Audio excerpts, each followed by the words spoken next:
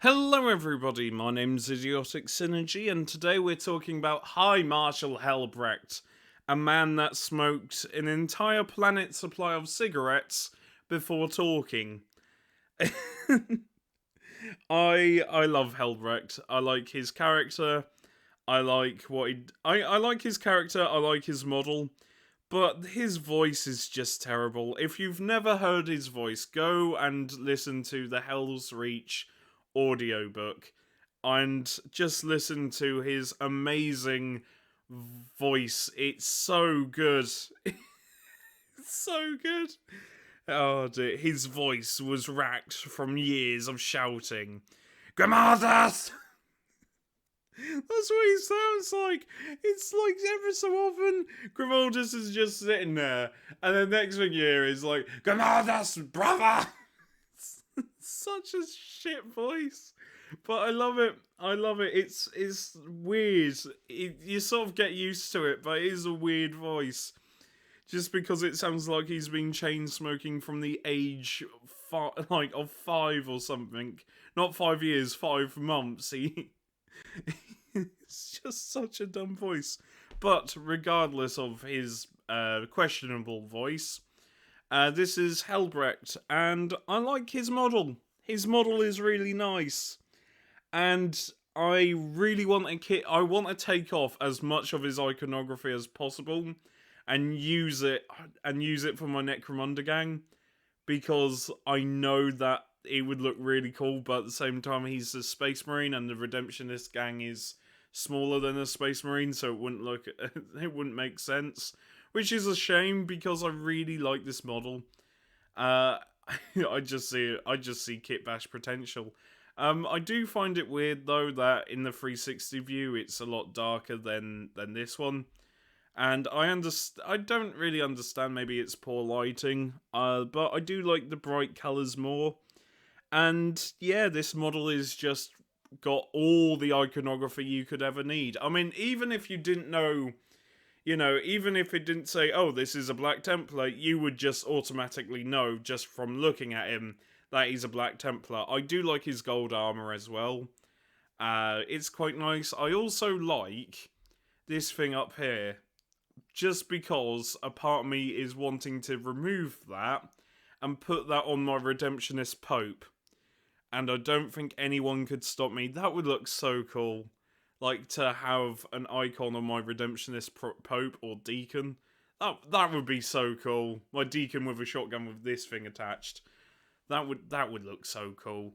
Anyway, yeah, this model is nice, and I can understand why lots of people like this model. However, there is one thing that often gets overlooked, and that's the fact that there's 2 of these little gimps, or helpers, whatever you want to call them, and one of them always gets overlooked, and I will argue that the second one has the more important job.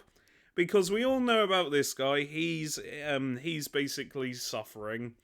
He has to keep on cleaning this guy's sword, and it's Helbrecht, so it's like that guy who pushed the boulder up the hill, and then it rolls down a hill, and then he has to push it up again. I forgot the name of that story. My apologies, but it's like that. The second guy, however, has to be in charge of his special combi melter gun, which is called the Ferocity. And as much as I like to think that Helbrecht reaches down, picks it up, and shoots people when he's in battle, I like to think that this guy's actually the person shooting it. Just because I can't imagine Helbrecht trying to kneel down to pick this gun up. I like to think this helper sort of peeks round him and shoots. That's how he fires the gun, because Helbrecht's got this thing. I don't know what this thing is down here. It looks like a lamp. I don't know if it is a lamp. It's probably some sort of candle. Yeah, what is that? If someone could tell me, please let me know. But I like the idea that this little helper here fires the gun for him while he's in combat. This guy just pokes his head out and just shoots. In fact, I like to think they both hide underneath his cloak. and then just surprise. Oh dear. That's such a silly image. Just quick, we need cover. Helbrecht lifts up the back of his cloak so these two can just hide. Oh dear. Anyway, it's a really cool model.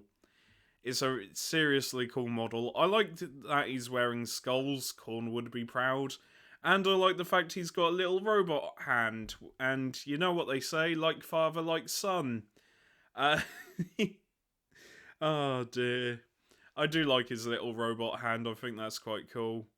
Yeah, robot hand's quite cool. But despite that, he's got one hell of a slaphead. I mean, you would probably die instantly, but the urge just to go up behind him and go slap is overwhelming. It's like a very polished egg. Why would... I like the idea of like some drunk guardsman going, "Oh, mate, bet me to do this," and he just goes up to Helbrecht while he's like doing something and just slaps him on the bonce. What happened to Steve? Steve's dead, but on the plus side, he did slap that guy's bonce. Maybe that's why he's got this helmet. Just to hide his shiny head. I do like the helmet more than the head. Because the helmet's really cool, if a bit... Oh, it's a bit over the top. I mean, you've already got the Templar crosses and everything. Do you really need more Templar crosses on his helmet? I mean, it's a bit insane. I mean, I'm all for it, don't get me wrong, but there's 1, 2, 3, 4, and then with the helmet that'd be 5. I think everyone gets it. He is a Black Templar. I kind of want to get like a banner that says underneath this is like a Black Templar, like an arrow pointing to Helbrecht going, "This is a Black Templar, beware." That would be kind of cool. But yeah, it's a really nice model, absolutely stunning, and I can understand why people like it. Though, one thing I kind of wish though is that though the orc base is kind of cool and it does say it's optional, I kind of wish they had like a different version. Probably, I don't know what one they would swap it with. Like, I don't know, Chaos Guard, that would work. Chaos Ogren, that would work. If you had like a Chaos Ogren here, that would be really cool. Because this guy hates all, not just Xenos, he hates everyone. Because Black Templars are Black Templars, they hate absolutely everyone. And yeah, I think I will.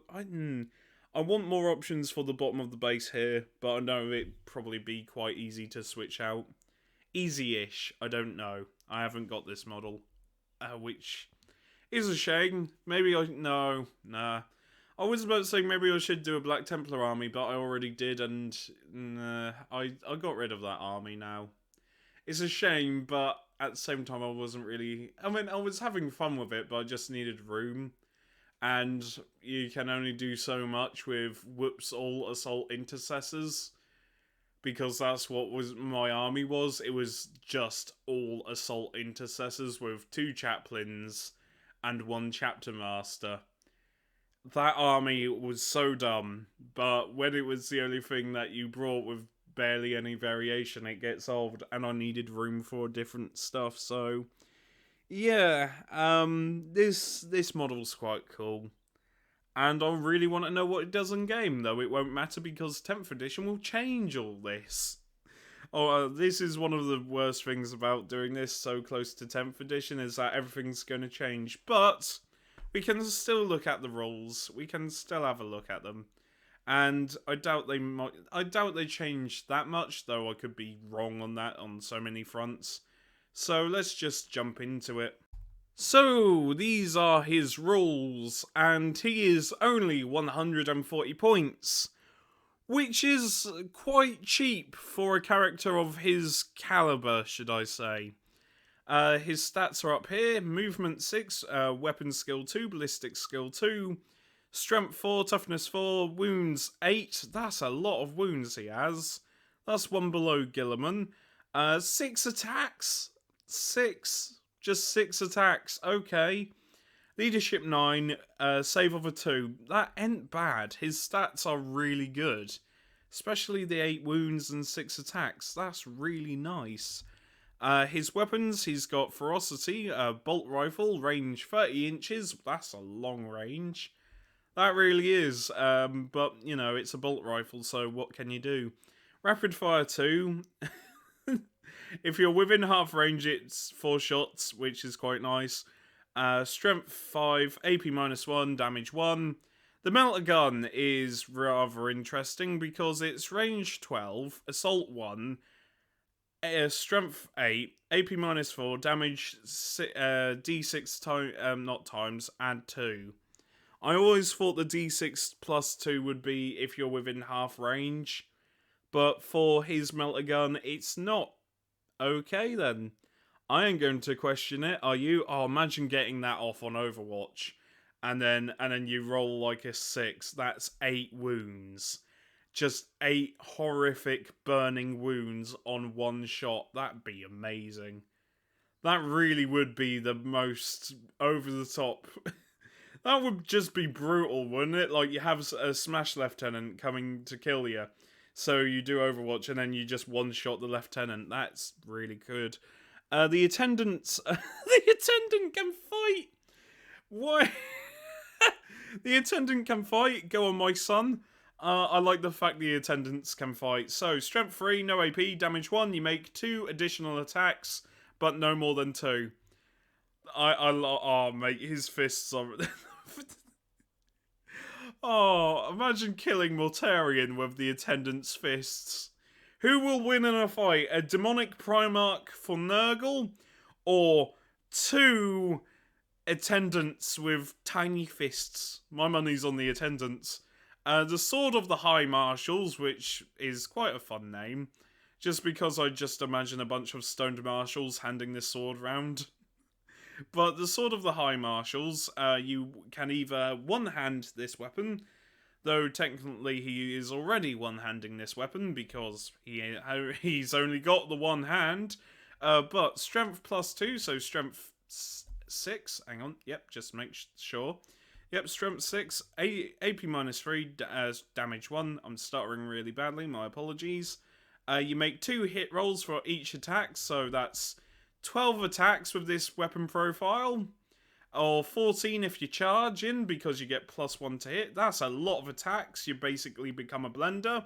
Or you can two-hand this weapon for ×2 strength, so strength 8, AP -3, damage 3. And you've got 6 attacks. That is really cool. That is really, really cool. I like both of them. They both have their place. If you're fighting against hordes, use this one. If you're fighting against really tough targets, use this one. And this thing can also one-shot a Custody, so that is really cool. I like that. Oh, and he's also got frag and crack grenades, but honestly, who cares? Let's go into his abilities, because he's got Crusade of Wrath. While a friendly Black Templar core unit is within 6 inches of this model, and 1 to the strength characteristic of models in that unit. That's a weird aura ability, but I kind of like it. It's quite useful depending on what you bring. Yeah, I don't mind that, especially if you've got like a bunch of Blade Guard veterans. That one could be quite useful. Rites of Battle. Standard Captain Aura. Reroll hit rolls of 1 for each Black Templar core unit within 6 inches. He's a Chapter Master. I would argue that I think Grimaldus should be Chapter Master. Just because Grimaldus is more impressive than Helbrecht in my humble opinion. But then again, that's just because I read Hell's Reach. And I think, to be fair, I think Hell's Reach makes the case that Grimaldus should be in charge of the Black Templars, not Helbrecht. Because the way Helbrecht treats Grimaldus in that book is it's a bit shit. He just sort of leaves him behind to die, and yeah, I'm not a fan of that. But then again, I could be massively wrong, and there could be more lore fleshing out Helbrecht. So if I'm wrong about any of this, please let me know in the comments down below.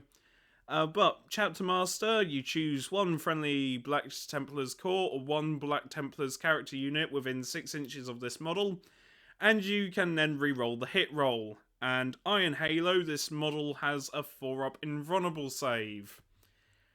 That's a bit lame, if I'm being honest. I thought he would have a special kind of save where he has a 4-up invulnerable save and a 5-up feel no pain. That's kind of lame. That's just a 4-up invulnerable save. It seems a bit lackluster, but you know, he has got a lot of wounds and his weapons are really good. So swings and roundabouts. His warlord trait is Frontline Commander. Well, Frontline Commander, you say? Well, tell that to Grimoldus during Hell's Reach, where you basically left him to die, you knob. I love Grimoldus. The poor fucker, though. I do feel sorry for him. But he's a really interesting character. Add 1 to advance and charge rolls made for this warlord. That's really cool. And each time a friendly Black Templar core unit declares a chance against... A chance? Sorry, I can't talk. Each time a friendly Black Templar core unit declares a charge against an enemy unit that is within engagement range of this warlord, add 1 to the charge roll made for that unit. Okay, so he just buffs everybody's charge rolls. That ain't bad at all. And that's it. There is nothing else to say. It's a really cool model. Really cool model. Really fun to use in game. Bit of a knob in the lore, but then again, who isn't? And yeah, I'll see you later. Next video, I will probably talk about... Oh, I don't know whether to do a Necromunda video or do more Black Templars. I think I might cover the Emperor's Champion, which is a special kind of Black Templar character. I remember being really good in 8th edition, and I don't know how they changed him. Anyway, I'll see you later. Take care, stay safe, and look after each other. Bye for now.